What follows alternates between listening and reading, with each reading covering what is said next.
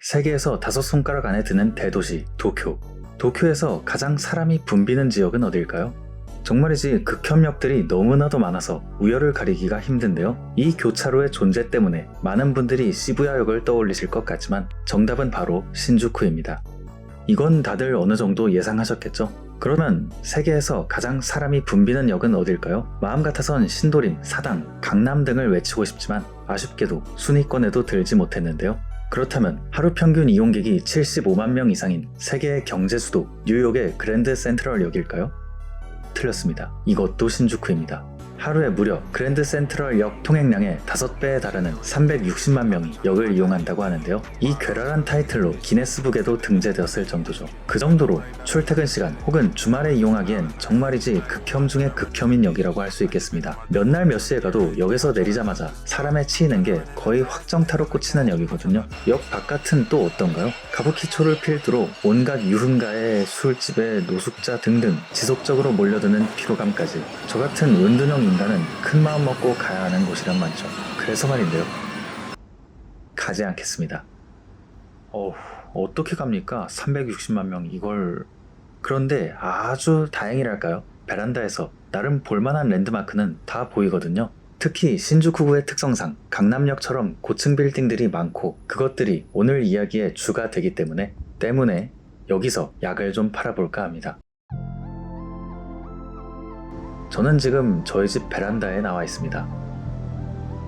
오른쪽부터 보시면 마치 뉴욕의 엠파이어 스테이트 빌딩 혹은 크라이슬러 빌딩 마냥 뾰족한 탑이 얹어진 건물이 있죠. 이것은 일본의 최대 이통사인 NTT 도코모 빌딩으로 정확히는 신주쿠가 아니라 한정거장 아래인 요요기역에 위치해 있는 빌딩입니다. 그럼에도 신주쿠에서 더욱 친숙한 이유는 신주쿠 일대에서 정말 잘 보이기 때문인데요. 특히 북쪽, 그러니까 정확히 신주쿠 방면으로는 상부에 거대한 시계가 달려있기 때문에 신주쿠에 오는 사람들에게는 시계탑 역할을 하고 있기도 하고 저녁부터 자정까지 정각마다 일루미네이션으로 하나의 볼거리를 선사하기도 하죠. 최근에 LED 모듈을 갈아엎은 건지 불빛의 그라데이션이 더욱 자연스럽게 바뀌었더라고요. 저도 지금 앉아있는 이 자리에서 시계로 아주 잘 활용하고 있습니다.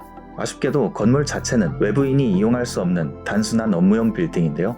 전망대나 편의시설 같은 건 존재하지 않기 때문에 멀리서 구경하는 정도로도 충분하다고 생각되네요. 이제 옆으로 움직여 보겠습니다. 들러리 마냥 서 있는 와세다대학교 공대 건물인 51호관을 넘어가면 아마 현재 신주쿠 일대에서 가장 핫한 건물이 되겠죠. 여기의 이름은 도쿄 가부키초 타워입니다. 이게 저희 집 베란다에서 볼 때는 정말 높아 보이는데요. 고층 빌딩이 밀집한 신주쿠 서쪽 출구와는 다르게 동쪽에는 이 친구 혼자 우뚝 서 있어서 그런지 더욱 거대해 보이기도 하고 바깥의 형태 자체도 유리벽들이 뭔가 위로 쭉 뻗은 것처럼 생겨서 저게 신주쿠에서 가장 높겠다 싶었는데 높이가 정작 225m로 도코모 타워보다 낮아서 살짝 의외였습니다. 여기 보이는 이 주변 친구들보다 실제로는 낮은 셈이죠. 물론 도쿄에 300m를 넘는 건물이 단 하나 있는 걸 감안하면 충분히 높기는 합니다. 특히나 카부키초에선 말할 것도 없겠죠. 그 카부키초가 어떤 곳이냐? 바로 술집부터 시작해서 각종 업소의 가출 청소년까지 도쿄 최대의 환락가임과 동시에 각종 사회 문제의 중심지 같은 곳인데요. 그 이미지가 강해서일까요? 저는 개인적으로 가급적 저녁부터는 피하고 싶은 장소이기도 합니다. 물론 최근 몇 년 새에 이미지가 꽤 나아진 곳이긴 합니다. 그 이미지 쇄신의 일환으로 가부키초에 새 랜드마크가 생겼으니 그것이 바로 이곳인데요. 이미지가 쇄신된 건지 아닌지 모르겠는데 외형에 관해서는 저게 도대체 무엇이냐 말이 많았는데 옛날 가부키초에 이 자리에 있었던 분수대에서 영감을 얻어 솟아오르는 물줄기 같은 형상을 표현한 것이라고 합니다. 역시 과거의 영광파리는 일본에서 잘 먹히는 소재인 것 같기도 하고 이곳의 특징은 카부키초 아니랄까봐 2층의 스테이지를 포함한 푸드홀 카부키 요코초가 사실상 24시간 영업을 하고 있다는 것입니다. 건물의 모든 층이 술집, 오락실 등 엔터테인먼트 시설과 호텔로 이루어져 있어서 이 정도 되는 높이의 고층 빌딩임에도 사무실 임차인이 단 하나도 없는 아주 특이한 건물이죠. 젊은 친구들 밖에서 말썽 피우지 말고 안에서 놀라는 것일까요? 그 어느 가게보다 텐션을 올리는 데 집중하고 있는데요. 해외를 포함한 여러 지역을 테마로 한 식당들이 모여있어 각종 화려한 조명으로 광란의 분위기를 자아내고 있으며 정령 클럽인가 싶을 정도로 음악 소리와 대화 소리가 섞여 정신을 쏙 빼놓고 있기 때문에 카부키초의 바이브가 정말 단번에 이해되는 장소라고 할 수 있겠습니다. 마치 힙합 아티스트 에이셈 라키의 뮤직비디오를 보는 것 같은 몽롱한 맛이 드는데요. 그리고 촬영도 카부키초에서 했다죠. 도대체 카부키초는 어떤 동네지? 배우 찰리 채플린은 인생은 멀리서 보면 비극이지만 가까이서 보면 희극이다 라는 명언을 남기셨죠. 선생님, 아니요. 멀리서 봐야 희극일 때도 있습니다. 물론 이러한 분위기를 즐길 줄 아시는 분들께는 더할 나위 없는 장소이니까요. 꼭 구경해보시면 좋겠습니다. 이제 본격적으로 왼쪽으로 넘어가 보도록 하겠습니다. 저기 삐져나온 도쿄도청까지 걸어가 볼 텐데요. 아래에 조망만하게 삐져나온 이 간판들은 서쪽 출구에 오다큐 백화점 옆으로 늘어선 건물들로 지금은 철거되고 신축 공사가 시작된 모습이지만 이전에 오다큐 백화점을 포함하여 앞에 펼쳐진 이 버스터미널은 일본의 1세대 건축가 중 한 사람인 준조 사카쿠라가 1960년대에 설계한 것으로 이곳 사람들에게는 나름 버블 이전의 신주쿠 지역 성장의 상징과도 같은 건물이었다고 합니다. 하지만 신주쿠역을 완벽히 등지고 뻗어있기 때문에 오늘날에 와서는 신주쿠의 동서 이동을 막는 큰 벽이 되어버렸다고 하네요. 이 점에서는 마치 한국으로 치면 김수근 건축가의 종로 세운상가가 듣는 비판과 비슷하죠. 물론 신주쿠의 경우 이 건물도 건물이지만 단절의 정말 근본적인 원인은 지역을 동서로 깔끔하게 나눠버리는 수많은 철도를 비롯하여 중구난방으로 펼쳐진 도로들이라고 생각합니다. 아무래도 20세기 중후반의 경제성장을 견인한 동네이다 보니 사람보다는 교통수단 중심의 네트워크가 우선이었겠죠. 그게 이제 와서는 난처한 장애물이 되어버린 것이겠고요. TMI지만 도심지의 난개발로 인한 디스토피아화는 그 당시의 애니메이션에서도 정말 자주 다룬 소재이기도 하고요. 어쨌든 그렇기 때문에 이 백화점과 정류장은 이미 철거 수순을 밟고 있으며 29년까지 완공을 목표로 새 고층 빌딩과 함께 동서를 연결하는 사람 중심의 데크를 만들 계획이라고 하네요. 그쵸? 민영화의 나라에서 이걸 옮기는 건 현실적으로 불가능하니 덮어버리는 게 훨씬 저렴하겠죠? 2029년에 다시 보는 걸로.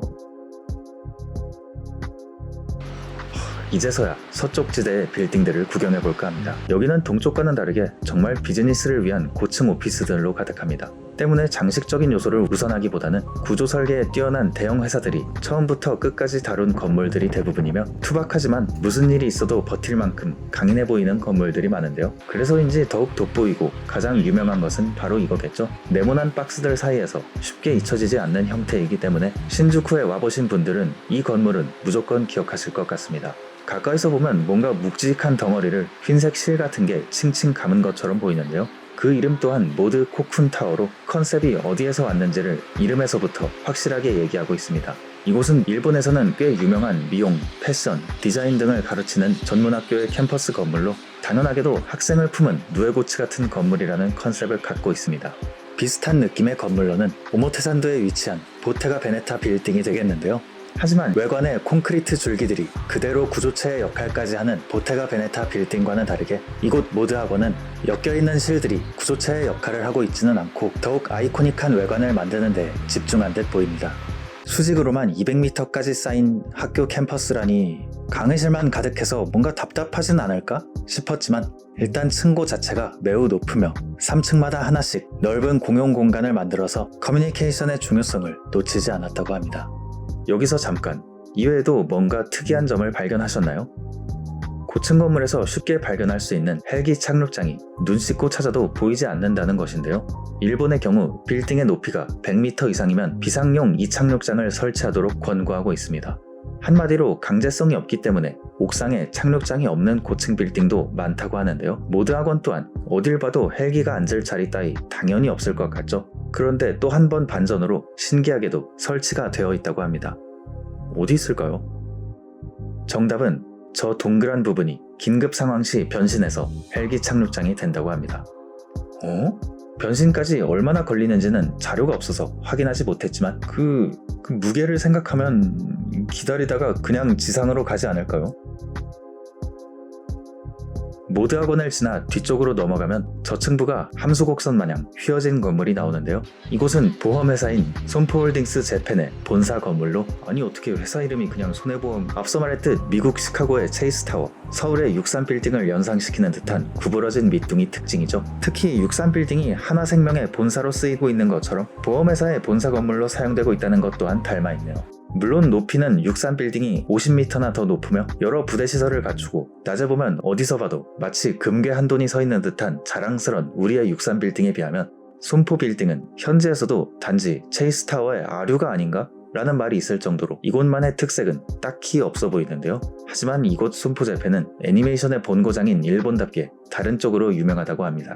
바로 이 빌딩을 포함해 대로변에 나 있는 신호등이 일본에서 대박을 친 유명 애니메이션 필름 너의 이름은에 정말 자주 등장하기 때문이죠. 특히 이 감독이 신주쿠에 꽤 남다른 애착이 있는 건지 작품마다 신주쿠의 다양한 모습들이 등장하기도 합니다. 때문에 아직까지도 곳곳에 인증샷을 찍는 사람들이 있을 정도며 그 외에도 신호등 아래에는 러브 조각상까지 있으니 인증샷으로 유명한 의외의 장소라고 할 수 있겠습니다.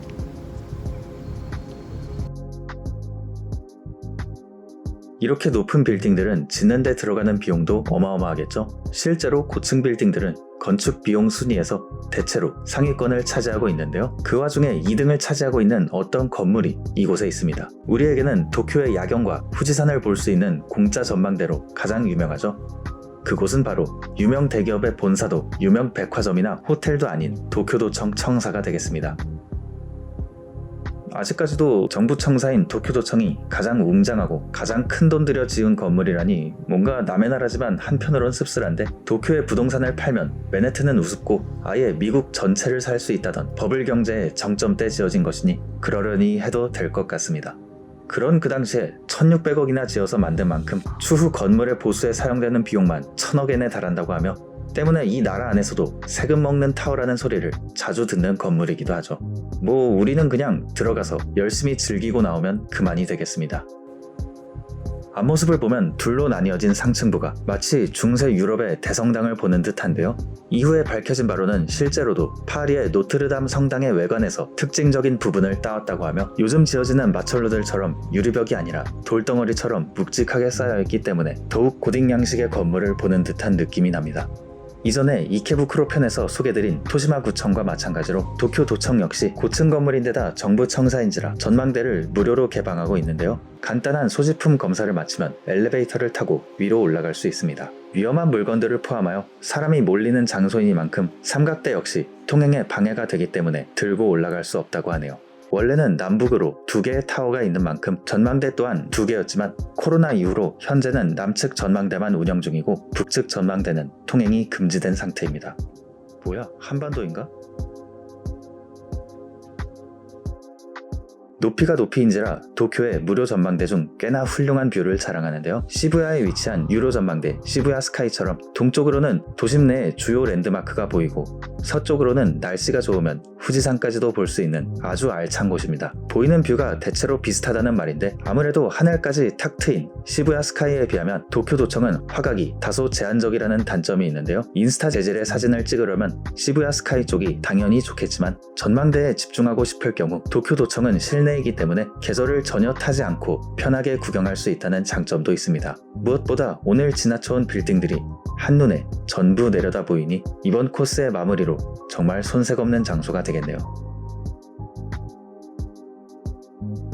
이렇게 도쿠모 타워에서 도쿄도청까지의 빌딩들을 한번 돌아봤습니다. 지나오면서 설명했듯 카부키초, 이세탄 등으로 대표되는 동쪽 지역과 도쿄도청이 위치한 서쪽 지역이 판이하게 다른 분위기를 자아내고 있기 때문에 올 때마다 이게 같은 동네인가? 싶은 생각이 드는데요. 2029년이면 역을 둘러싼 여러 부분들의 재개발을 통해서 보행자 중심의 네트워크로 재탄생한다고 하니 동과 서가 만나 센터에서 만들어내는 시너지가 어떨지 벌써부터 기대가 되기도 하네요. 그럼 신주쿠는 2029년에 다시 오는 걸로 하고 아싸는 이만 도망가도록 하겠습니다. 끝까지 시청해주셔서 감사합니다. 프로바스 X였습니다.